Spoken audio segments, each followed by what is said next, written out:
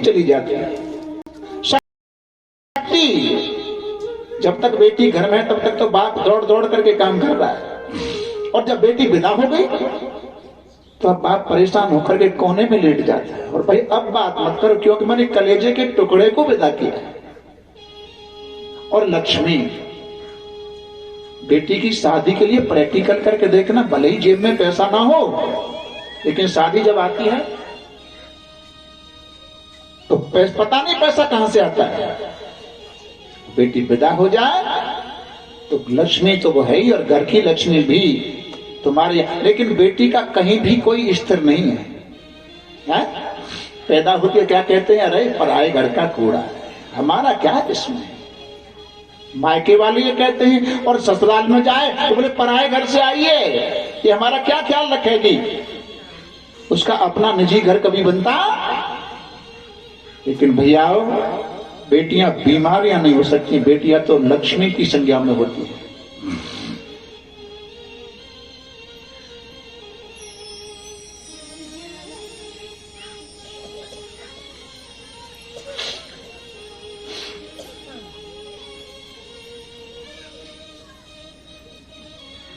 करदम जी महाराज कहते हैं, देववती तूने एक संतान, एक पुत्र के लिए कहा, लेकिन मैं कहता हूं तेरे साधारण पुत्र की बात कर रही है।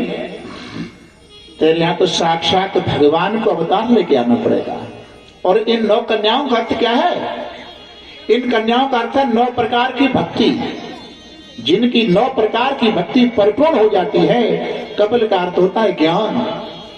कपिल माने ज्ञान, उसको ज्ञान फिर अपने आप होता है। 9 कन्याओं की शादी 9 महात्माओं के साथ की जाती है, यानी भक्ति भी महात्माओं के साथ होती है।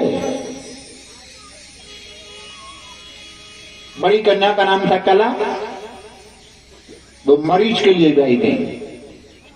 एक कन्या का नाम था अरुंधति, वो वशिष्ठ को ब्याई गई। एक कन्या का नाम था अनुसुईया, वो अत्रि को ब्याई गई। और समय आने पर आज देवहूति मां के घर में कपिल भगवान आ रहे हैं। देवता लोग फूलों की वर्षा करते हैं। गर्वश हरि की प्रार्थना कर जोर सब करने लगे। ऊपर प्रभु तुम आ रहे, भाग्य हम सबके जगे। काल परम शोभन, भगवान कालातीत हैं। समय को भी सुंदर होना पड़ता है। शीतल मंद सुगंध हवाएं चलती हैं। भगवान का अवतार क्या होता है? जब जब होए धर्म की हानि, जब जब होए धर्म की हानि, जब जब हो धर्म की हानि, जब जब होए धर्म की हानि, जब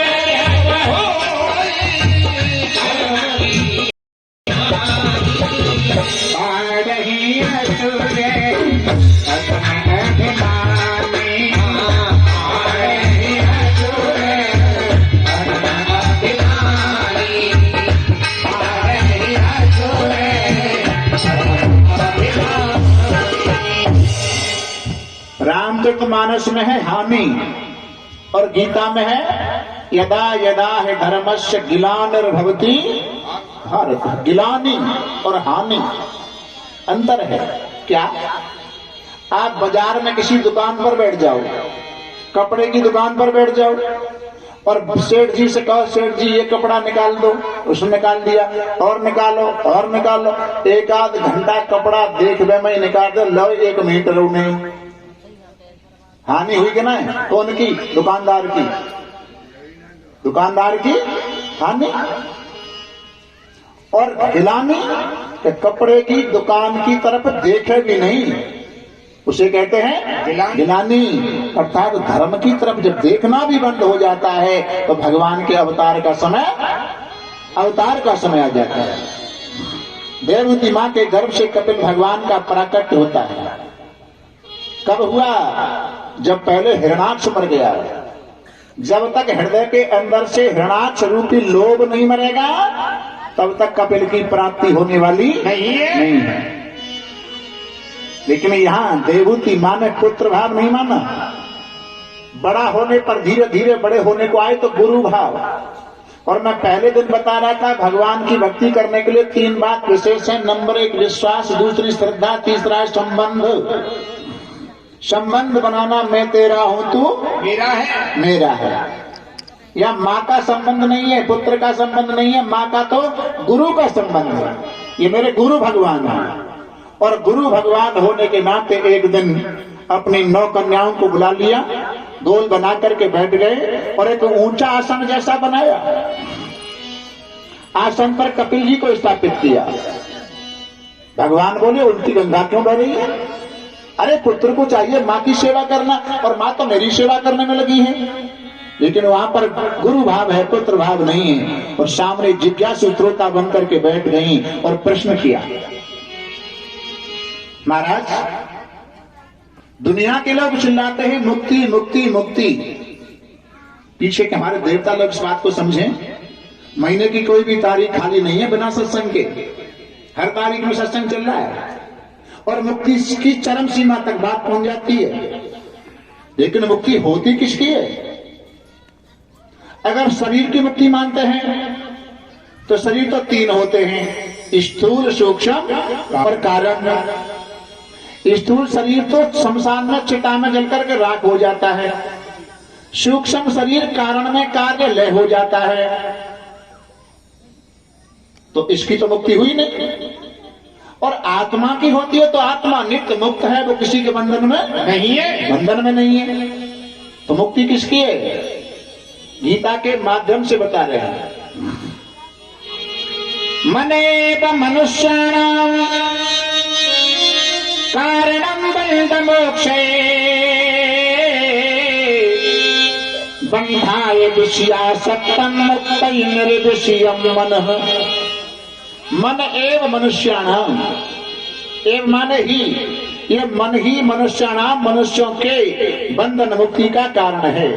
बंधाय विषयासक्तम, विषयों में आसक्त मन का बंधन है। और मुक्तये निर्विषयं मन, और जिसने विषयों के संसार की आसक्ति से अपने मन को हटा लिया है उसकी जीते जी वो मुक्ति है। मुक्ति मरने के बाद नहीं होती, जीते जी मुक्ति है। और ये शरीर क्या है? साधन धाम मोक्ष कर द्वारा। मोक्ष के दरवाजे पर खड़े हो, पाहे न जेहि पर लोक समहनहारा। मानव शरीर मिलने के बाद में मनुष्य अपने कल्याण का रास्ता नहीं बना पाया तो दूसरी अन्य होने में इसका कल्याण होने वाला नहीं है। अर्थात एक जो ताला होता है कोई घर में लगाने का, ताले की अगर चाबी 2 भी हो तो एक ही नंबर की होंगी। ताले की चाबी हो तो एक ही नंबर की। और ताले में चाबी डालकर आपने ताली को सीधा घुमाया तो ताला खुल जाएगा। और उसी चाबी को तुमने उल्टा घुमा दिया तो ताला दोबारा से बंद हो जाएगा। इसी प्रकार इस मन रूपी चाबी को सीधा घुमाने का अर्थ परमात्मा के चरणों की तरफ घुमाया तो बंधन खुल जाएगा, ताला खुल जाएगा। और इसी मन रूपी चाबी को तुमने दोबारा से संसार की तरफ घुमा दिया तो दोबारा से बंधन हो जाएगा। लेकिन ज्ञानी लोग मन के दृष्टा होते हैं, अज्ञानी मन के बहकावे में आ जाते हैं।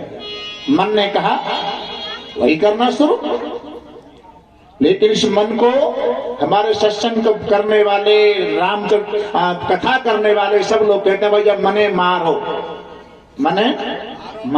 अच्छा दिख रहा मन मर जाए सो? मन दिख रहा है? नहीं मरेगा तो मारने के बजाय इसको समझाओ ना। जैसे कहते हैं कि बच्चों को मारना छोड़ दो, समझाना शुरू कर दो, मारना तो अभ्यास में आ जाएगा। अब समझाओ क्या इसको? अगर मन ये कहता है कि तू ये गलत काम कर तो इस मन से ये कहो कि भाई आज नहीं, आज मीन्स आज तो अब तो हमारे गांव में कथा है रही है 30 तारीख पे और 6 तारीख तक भंडारे वाले दिन तक, तब तक की तो छुट्टी दे दे। और बाकी बात फिर देखी जाएगी, आज ना कल करूंगा। आज नाए कल करूंगो, और जब मन के न्यों कहते जाएंगे आज नाए कल करूंगो कल करूंगो, तो फिर कहते हैं टुमारो विल नेवर कम, कल कभी नहीं आएगी, फिर कल कभी नहीं आएगी।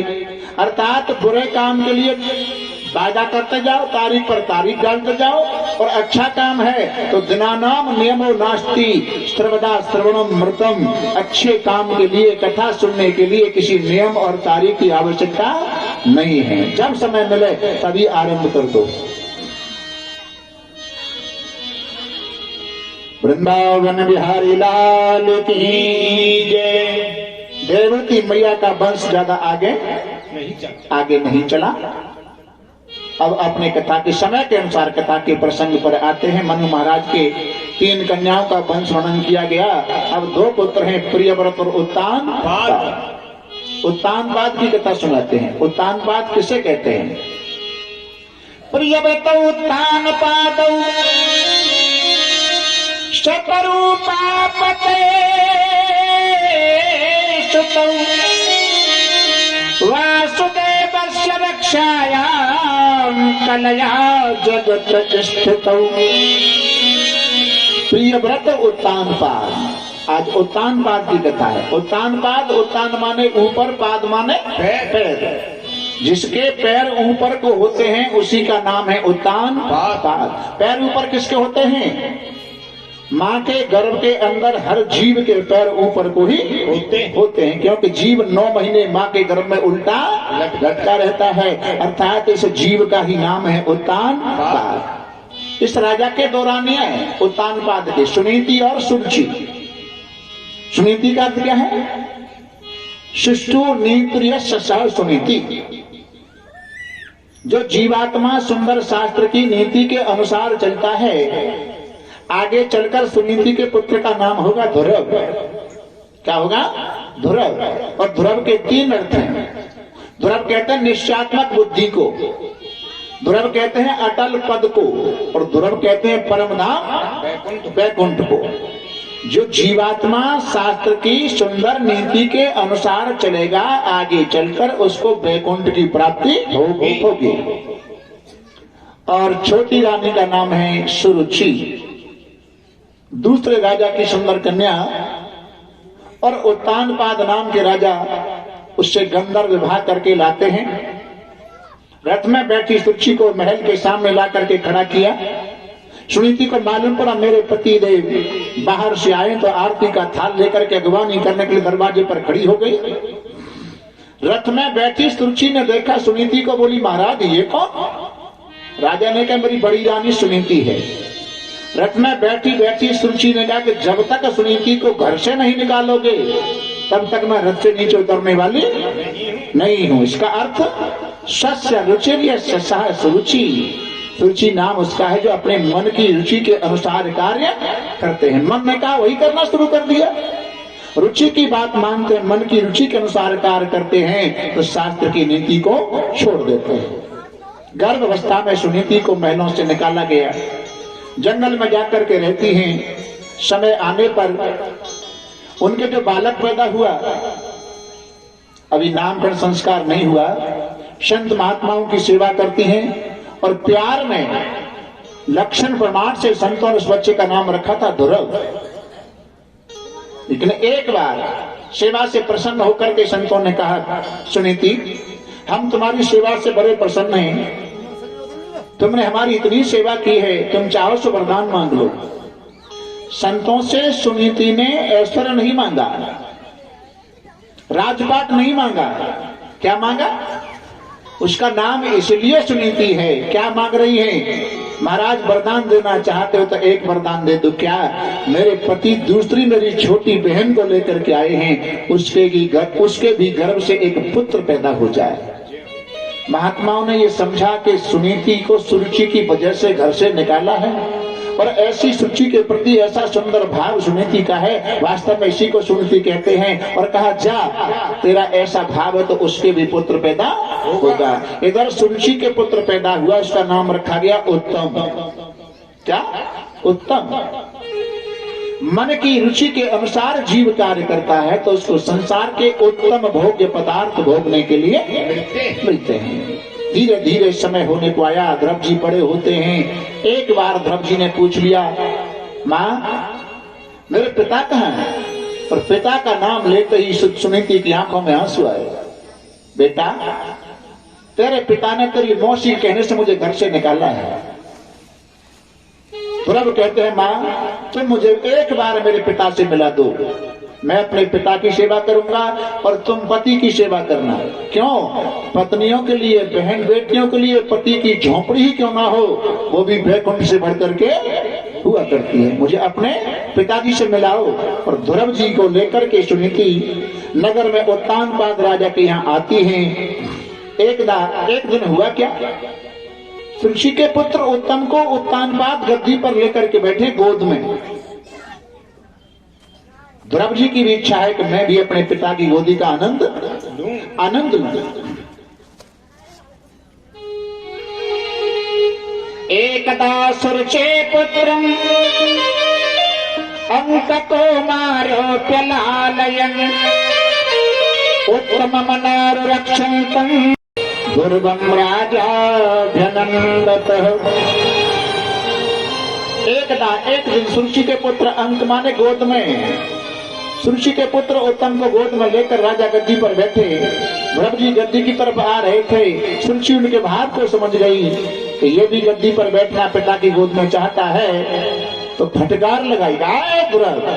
सुरुचि कह रही है कि गद्दी पर बैठने का अधिकारी नहीं है। ध्रुव ने कहा क्यों? क्या ये मेरे पिताजी नहीं है?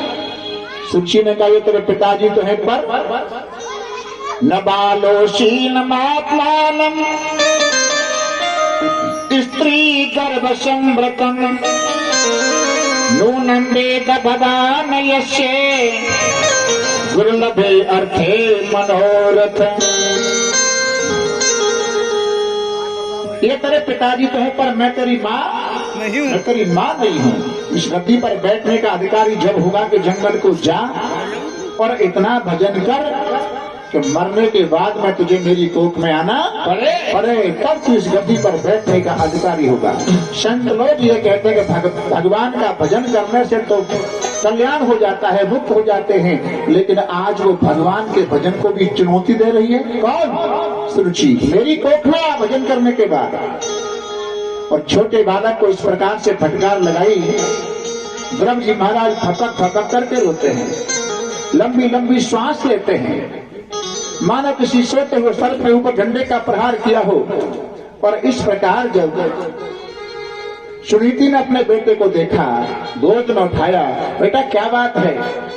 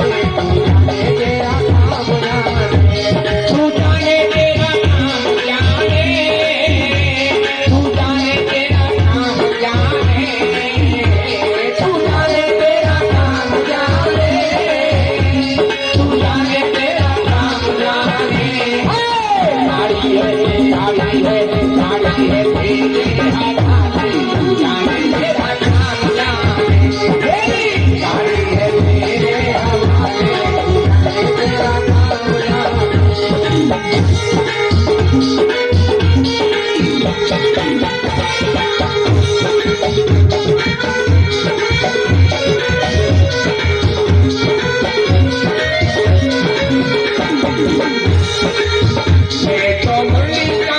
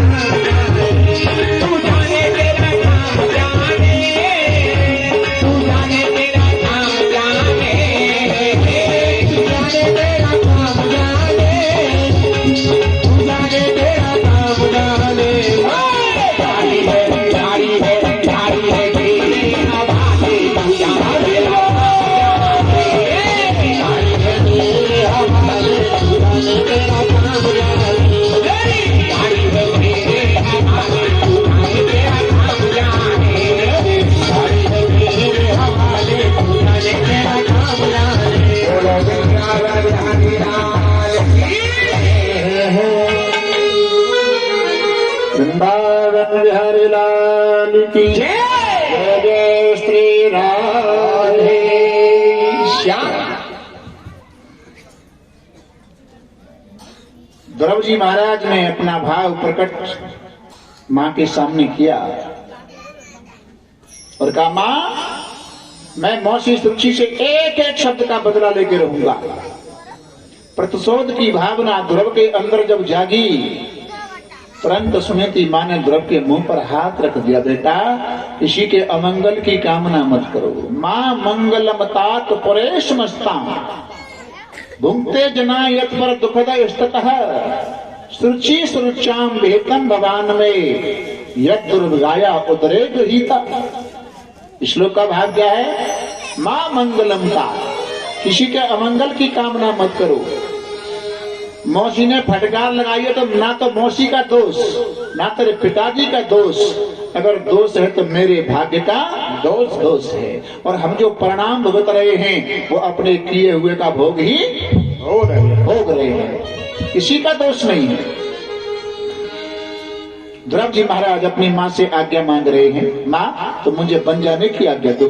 5 वर्ष के ध्रुव को माँ ने बन जाने की आज्ञा दी महाराज। हैं?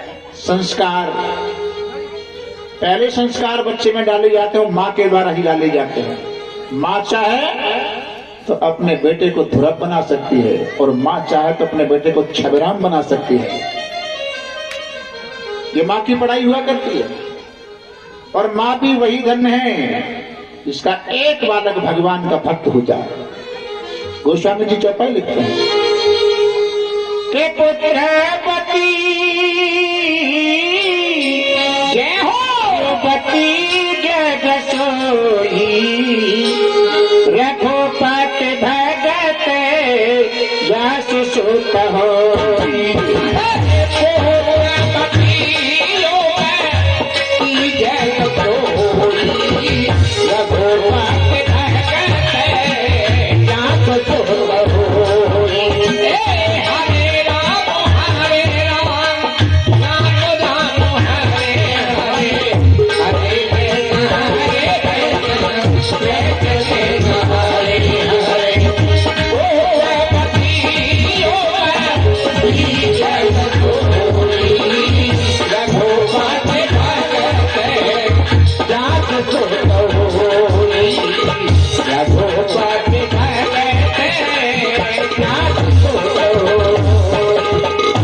भगवान का एक बालक भक्त अगर हो जाता है वो माँ कहलाने की अधिकारी है। जिसका एक भी बालक भगवान का भक्त नहीं होता तो आगे एक चौपाई और है। न तर बांझ भल बाद बयानी राम विमुख सुत ते बड़ी हानि। जिस माँ का एक भी बालक भगवान का भक्त नहीं होता उस माँ को शब्द लगाए ज्ञानी। और ज्ञानी शब्द इंसान के लिए नहीं लगता, ज्ञानी कहते हैं पशुओं के लिए। गुणवान पुत्र एक ही अच्छा होता है, 100 कौरव अच्छे नहीं थे। वर में को गुणी पुत्र नच मूर्ख शतान्यपि एक चंद्रतमो हंती नच तारा गणोतिच। गुणवान पुत्र एक ही श्रेष्ठ है, सब मूर्ख व्यक्ति बच्चे अच्छे नहीं होते। आकाश में पूर्णिमा के दिन चंद्रमा निकलता है, पूरे अंधकार को नष्ट कर देता है। अमावस्या के दिन चंद्रमा नहीं निकलता तो असंख्य तारे उस अंधकार को दूर नहीं कर सकते। ध्रुव जी महाराज आज्ञा लेकर के जब वन को जा रहे हैं, यमुना किनारे मधुवन में आते हैं। जब रास्ते में जा रहे थे तो यहाँ एक प्रसंग और आता है कि ध्रुव जी को नारद संत मिल गए। और शास्त्रों में ऐसा दिया है कि जिसको नारद का दर्शन होता है उसको भगवान का दर्शन अवश्य होता है। भक्त लोग कहते हैं कि नारद जी ध्रुव को वापस करने आए थे, लेकिन वो वापस करने नहीं आए, तो ध्रुव जी की निष्ठा देखने आए हैं। इस बच्चे को भगवान के ऊपर विश्वास है कि नहीं। और एक कारण और है, ध्रुव जी भगवान का भजन करने जा रहे हैं तो अभी ध्रुव को कोई मंत्र नहीं मिला है। बिना मंत्र के मनमुखी भक्ति करने से भक्ति में विघ्न विघ्न आते हैं। इतिहास पुराणादि वेद शास्त्र विधिन बिना केवला हेत की भक्ति रो उत्पात केवल। बिना शास्त्र की विधि के अनुसार, बिना गुरु के बताए अनुसार हम कोई भक्ति करें तो उसमें विघ्न आता है। तो अभी ध्रुव ने गुरु नहीं बनाए, तो ध्रुव के कान में नारद जी महाराज ने 12 अक्षर का मंत्र दिया। मंत्र को देकर के फिर उनको आगे बढ़ाया। महाराज यमुना किनारे मधुबन में आते हैं। पहले महीने में ध्रुव ने 3 दिन कुछ नहीं खाया, भजन आरंभ। दूसरे महीने में 6 दिन कुछ नहीं खाया, भजन आरंभ। और तीसरे महीने में श्लोक आता है, त्रात्रांते त्रात्रांते प्राप्ते कपित्तवदरासने आत्मवृत्तनुसारेण मासमनिते अर्क्षयन् हरि। त्रात्रांते 3 का गुणा 3 बराबर 9 दिन कुछ नहीं खाया, भजन आरंभ है। और 5वें महीने में ध्रुव जी ने वो स्थिति करके दिखाई जिसको बड़े बड़े संत मनीषी लोग नहीं कर पाए। क्या? पंचमे मासन प्राते जित श्वासो नृपात मजे ध्यान ब्रह्म पतैकेन स्थान शिवाचल।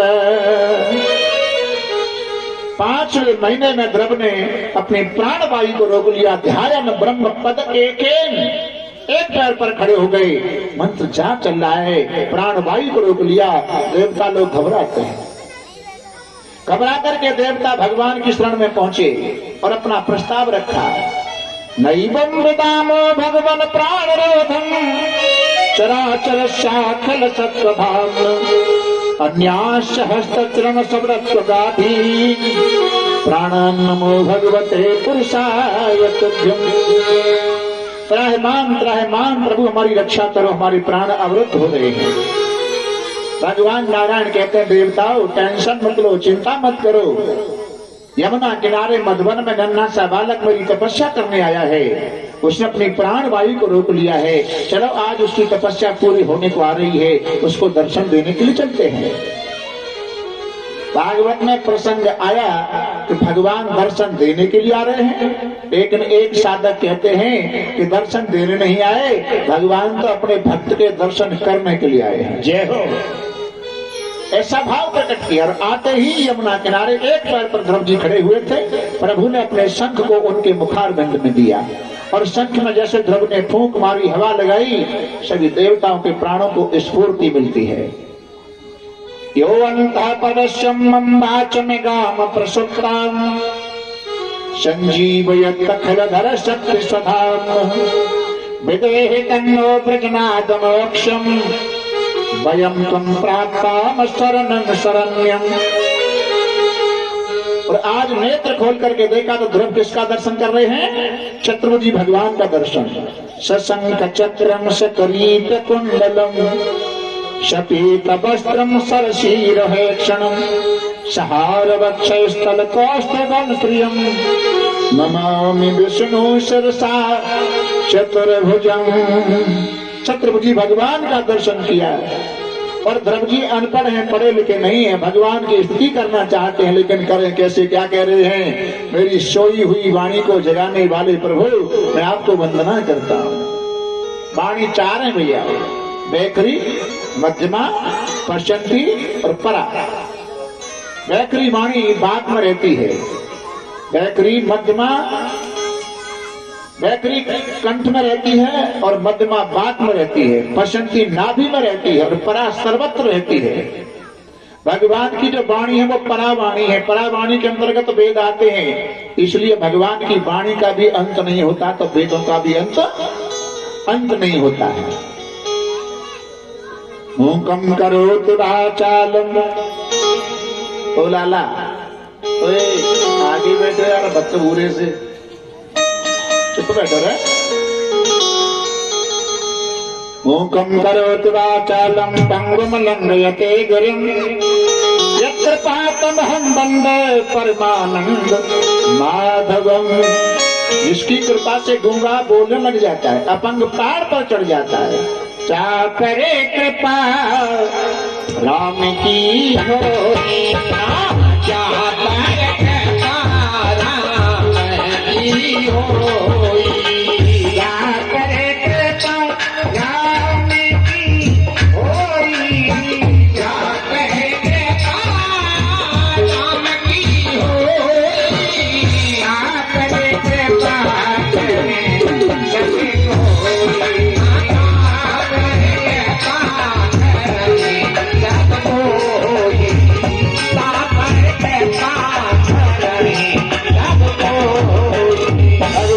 कृपा भगवान का अनुग्रह जिसके ऊपर होने लग जाए उस पर दुनिया की कृपा होने लग जाती है। ध्रुव को दर्शन मिला, भगवान कहते हैं पर ध्रुव तुम परम द्रोही, चाहो सो वरदान मांगो।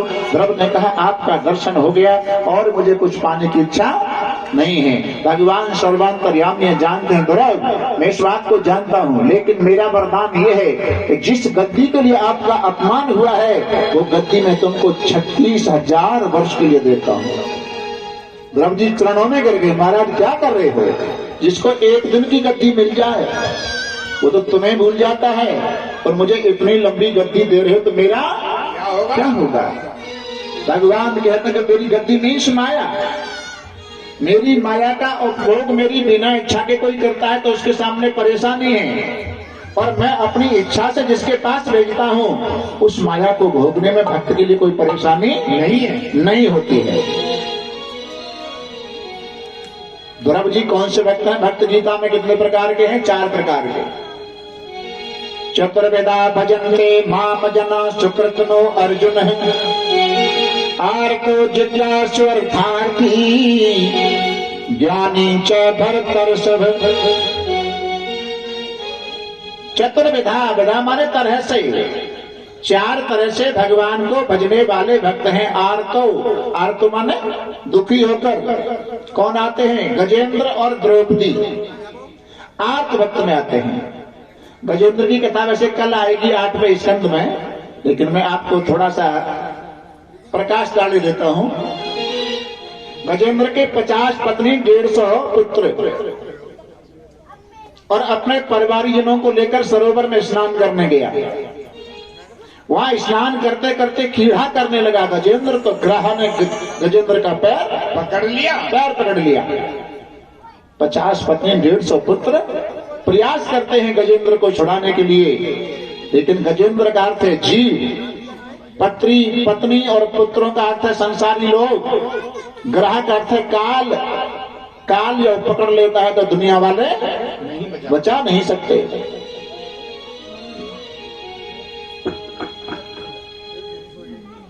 बचा नहीं सकते हैं, एक एक करके सब छोड़ करके चले जाते हैं। वादा तो लंबे लंबे किए जाते हैं, छोड़ेंगे न तेरा साथ साथी मरते दम तक, लेकिन फिर कोई काम आवेगा? और यहाँ छोड़ेंगे तेरा साथ हाथी मरते दम तक, लेकिन फिर भी मरते दम पर छोड़ करके चले गए। एक एक करके दुनिया वालों को याद किया।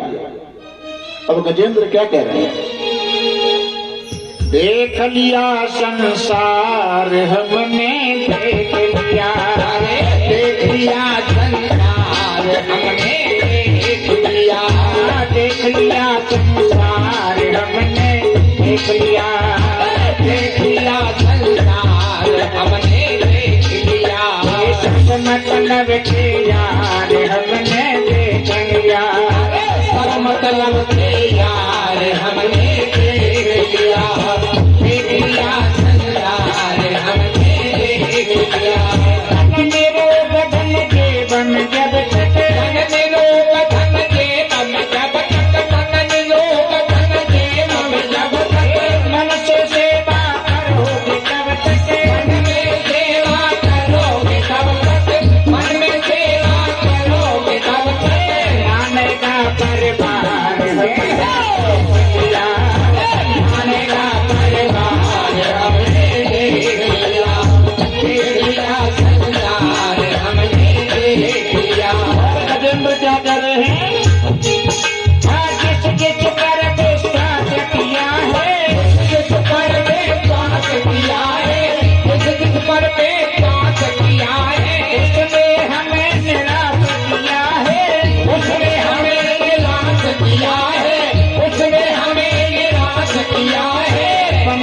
रिश्तेदार हमने देख लिया, मगर रिश्तेदार हमने देख लिया, देख लिया संसार हमने देख लिया, सब मतलब के यार हमने देख लिया।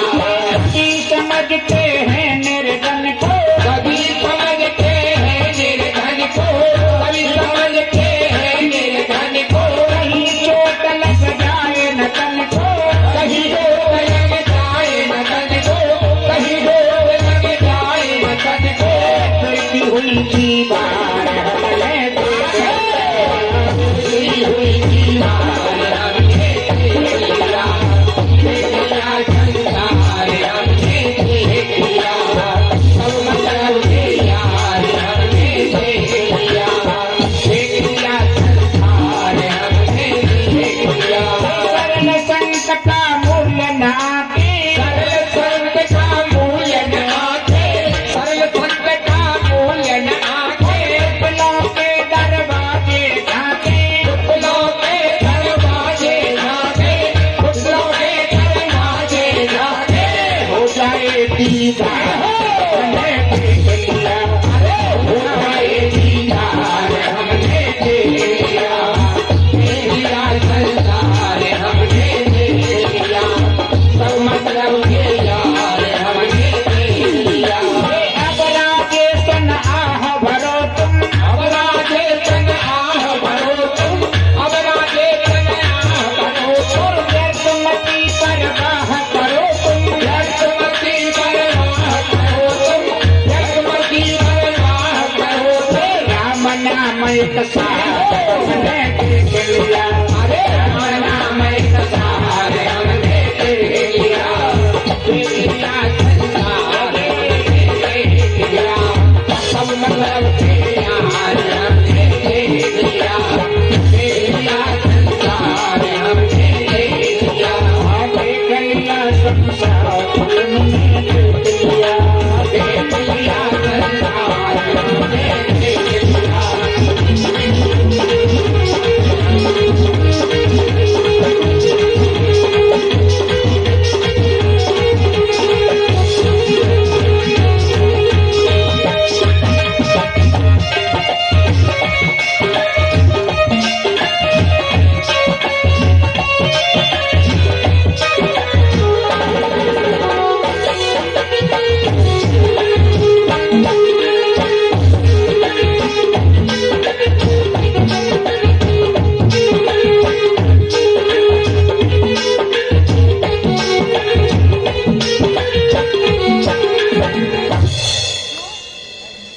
चार मिनट रह गई और गोरे गोरे मकुड़े पे काला काला चश्मा। 4 मिनट रह गई, 4 बजे। हाँ, चश्मा मत लगा।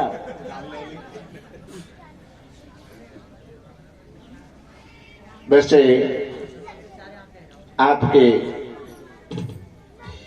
इस ऋण से हम कभी पूर्ण नहीं हो सकते। मैंने पहले दिन बताया, जहां कहीं भी जाता हूं मैं, तो मेरा कहना यही होता है कि मैं अपने समाज में कथा कहने आता हूं तो मैं कोई विद्वान बन के नहीं आता, कोई व्यास बन के नहीं आता, बोले आपका बालक बन करके आपको कथा सुनाने के लिए आते हैं।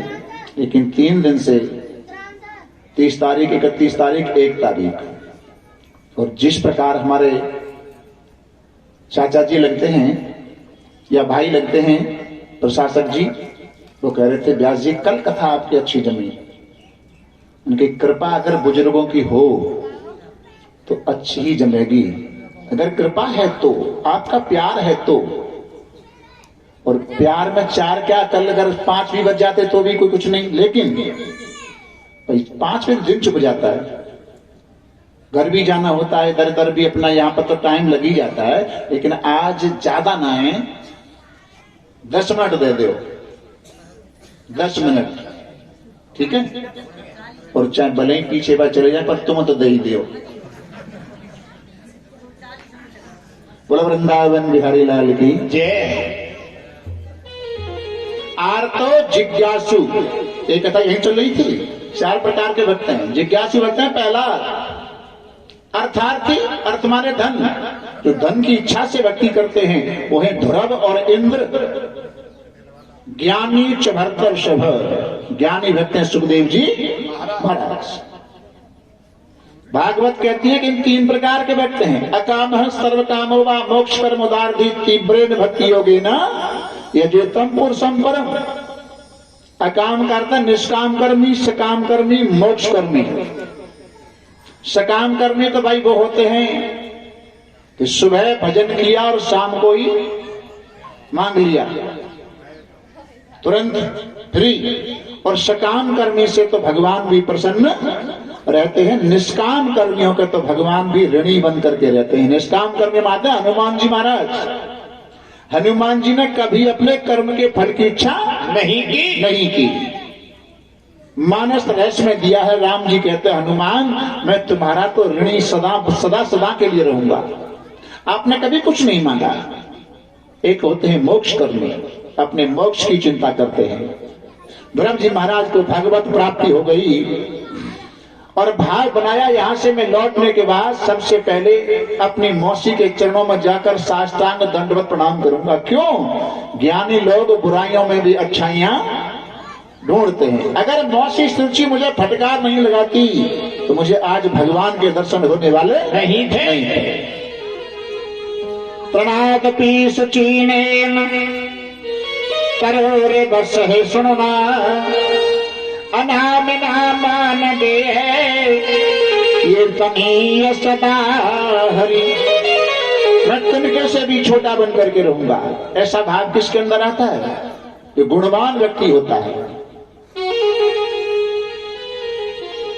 शुष्क का स्थान मूर्खास्य नमन्त कदाचन है, फलान वृक्षा नमन्त गुण नो जन। सूखा हुआ काठ और मूर्ख व्यक्ति ये किसी के सामने झुकते नहीं, टूट भले ही जाए।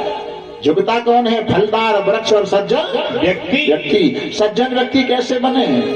राम राम तेहि सुमिरन कीना, हृदय हर्ष कप सज्जन चीना। इस प्रकार सज्जन बनते हैं। आज महाराज ध्रुव जी महाराज अपने नगर में लौट करके आ रहे। उत्तानपाद को मालूम हुआ मेरा पुत्र भगवत प्राप्ति करके लौट करके आ रहा है।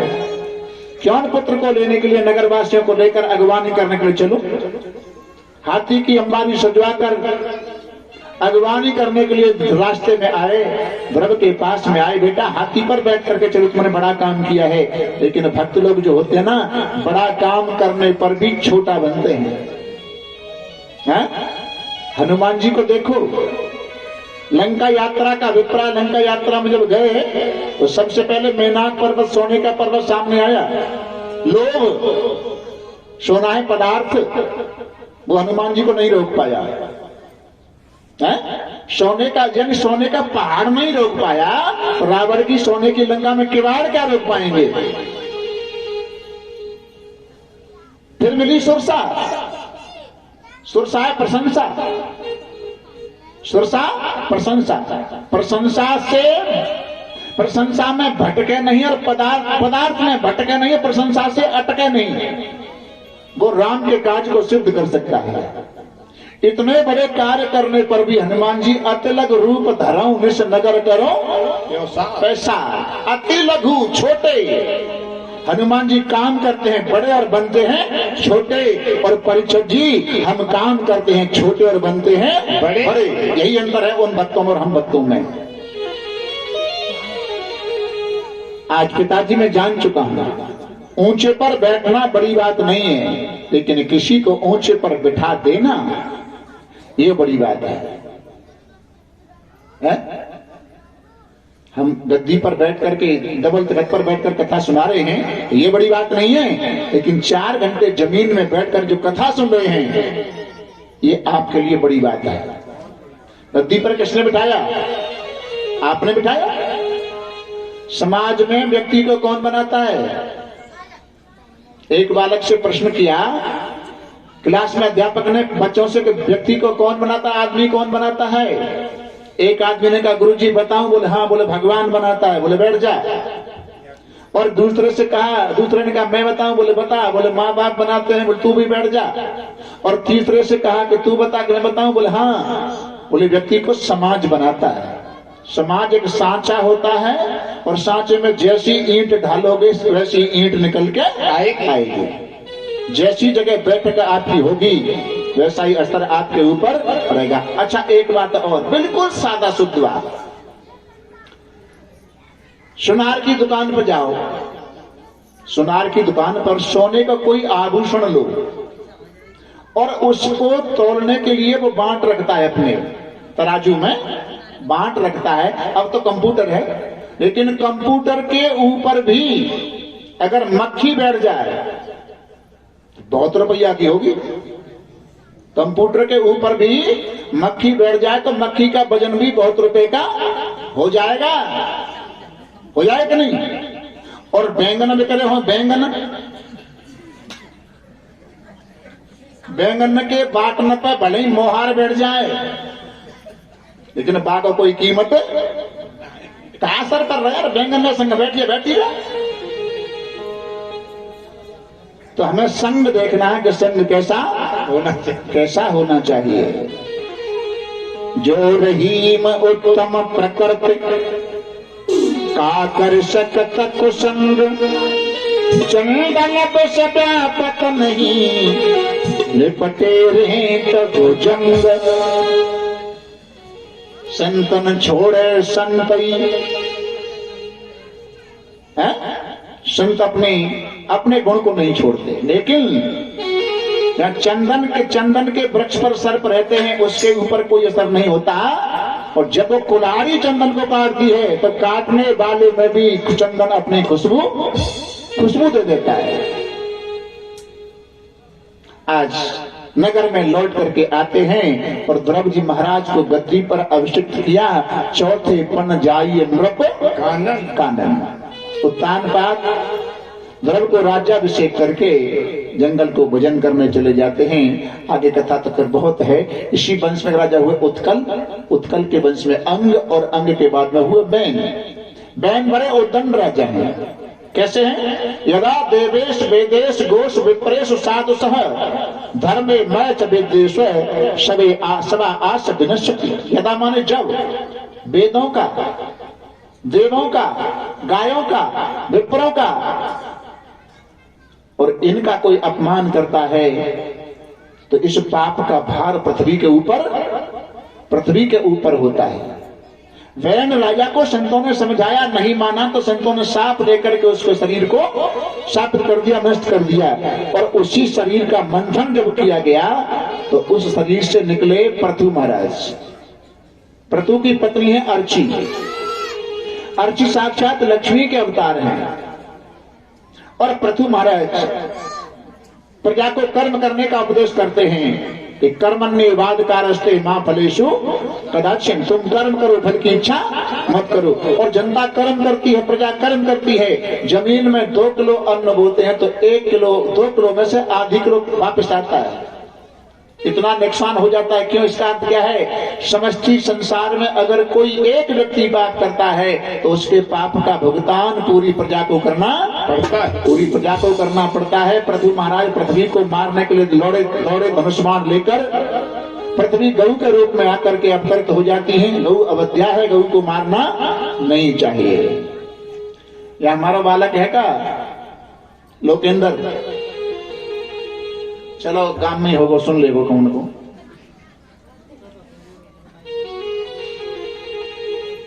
चार गकार है भाई, 4 गकार। गीता, गंगा, गायत्री, गोविंद, हृदय स्थिते। और इनके साथ साथ भी आते गौ माता। गौ का और गोपाल कृष्ण, इनका संबंध है। जहां भी फोटो देखा होगा तो कृष्ण का फोटो गाय के साथ होता है, इसलिए गौचारण किया तो उनका नाम पड़ा था गोपाल। तो इसके साथ कथा को विराम देंगे, लेकिन एक 2 लाइन की आरती है। हरे विश्व की जननी विभव दे तारणी गौ मातरम।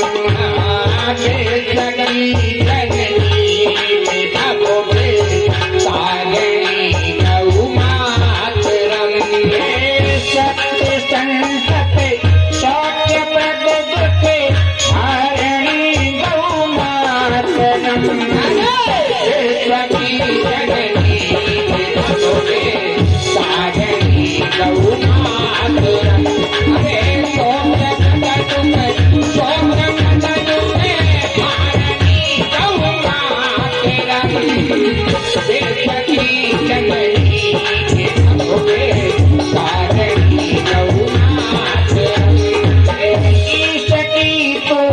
सैन अनुपम वंदनीया बेशनी। अनुपम वंदनीया बेशनी।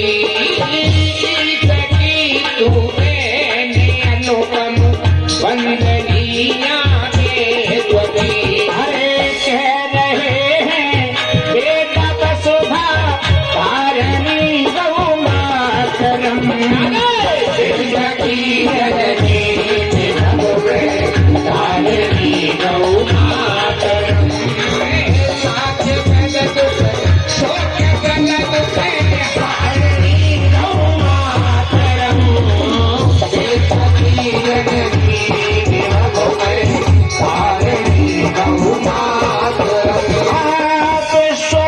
बनता नहीं गर धन जो होती नहीं। कभी बनता नहीं गर धन जो होती नहीं। कभी बनता नहीं गर धन जो होती नहीं। सिद्धियाँ पे सदाए तो सारणी गौ मातरम। जननी विभव दे तारणी गौ मातरम। जननी विभव दे तारणी गौ मातरम। सत्य संतते शौक्य पद दुखे तारणी गौ मातरम। जननी विभव दे तारणी गौ मातरम।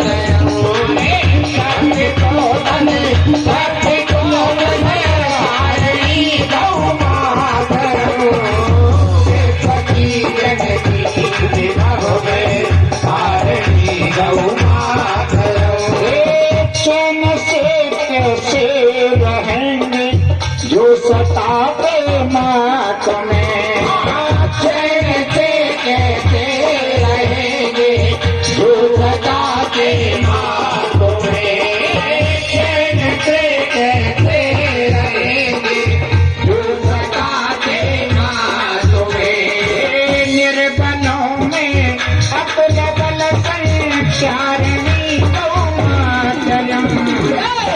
जननी विभव दे तारणी गौ मातरम। जननी विभव दे तारणी गौ मातरम। शौर्य बचत तारणी गौ मातरम। जननी विभव दे तारणी गौ मातरम। फलती जहाँ से फूलती फलती वहाँ। प्रेम से फलती जहाँ फूलती फलती वहाँ। प्रेम से फलती जहाँ फूलती फलती वहाँ। कह रहे हैं वेद वसुधा तारणी गौ मातरम। जननी विभव दे तारणी गौ मातरम।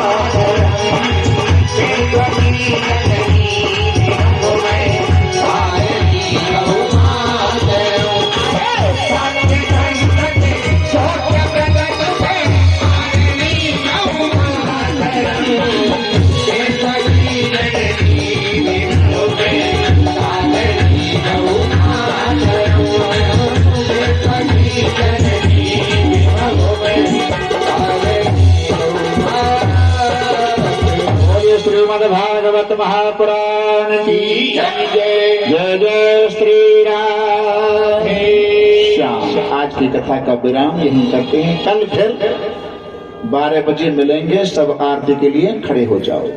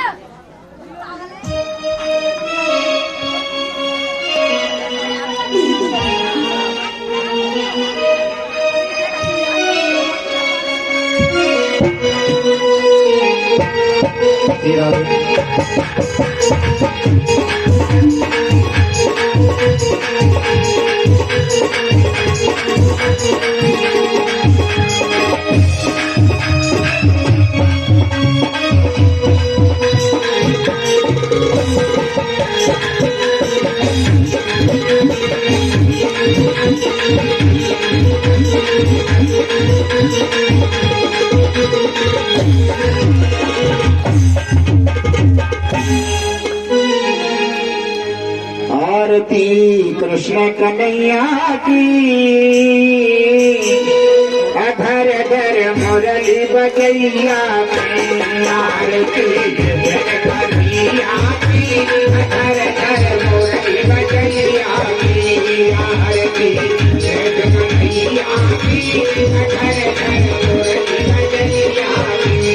श्याम रे मथुरा जन्म लियो, श्याम रे मथुरा जन्म लियो, श्याम ने मथुरा जन्म लियो। नंद घरे आनंद आए दियो, नंद घर आनंद आए दियो, नंद घर आनंद आए दियो। चौदह भोग खिलैया के, होली बजैया के। चौदह भोग खिलैया की, धर धर होली बजैया की। आरती कन्हैया की, धर धर होली बजैया की। श्याम तुम यशोदा के भैया, श्याम तुम यशोदा के भैया। सकल दाऊ के भैया, सकल दाऊ के भैया, सकल दाऊ के भैया। कृष्ण संग वास रसैया की। हरे हरे होली की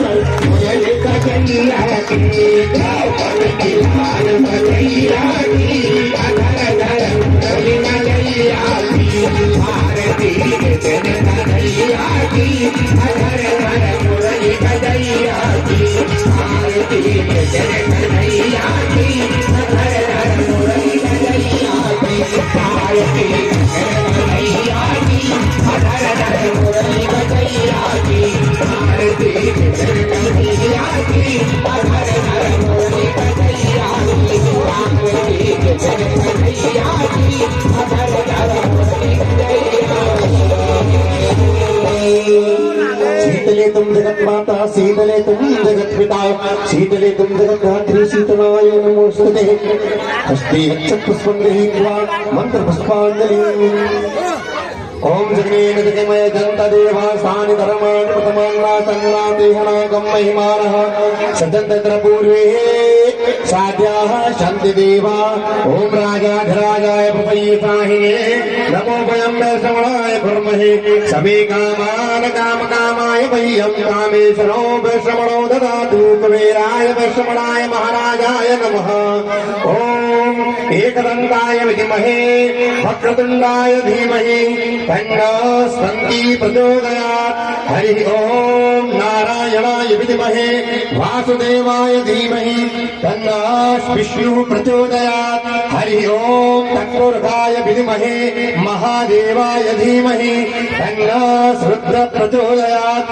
हरि ओम नन्दनन्दनाय विद्महे यशोदास्वाय धीमहि तन्नो कृष्ण प्रचोदयात् हरि ओम वृषभानुजायै विद्महे कृष्णप्रियाय धीमहि तन्नो राधा प्रचोदयात् श्रीवन्दिकावकुल चम्पक पाटलाचै पुन्नांग जाति कर वीर रसाल पुष्पै बेलवा प्रवाल तुलसीरल मंजरी त्वां पूजयामि जगदीश्वर मे प्रसीद सब कुछ दीना पुणे अब भेंट करूं क्या नाथ नमस्कार की भेंट है दोनों जोड़ू हाथ नाना सुगंध पुष्पाणि यथा कालो भवानि च पुष्पांजलिर्मया दत्त ग्रहण परमेश्वर प्राणपुष्पमाय नमः मंत्र पुष्पांजलि समर्पयामि वृंदावन बिहारी लाल की भागवत महापुराण की रानी सरकार की शंकर भगवान की हरे रामचंद्र भगवान की हनुमंत लाल की भगवान की व्यास जी महाराज की श्री सुखदेव जी महाराज की हरिश जी महाराज की पटवारी मैया की चामुंडा मैया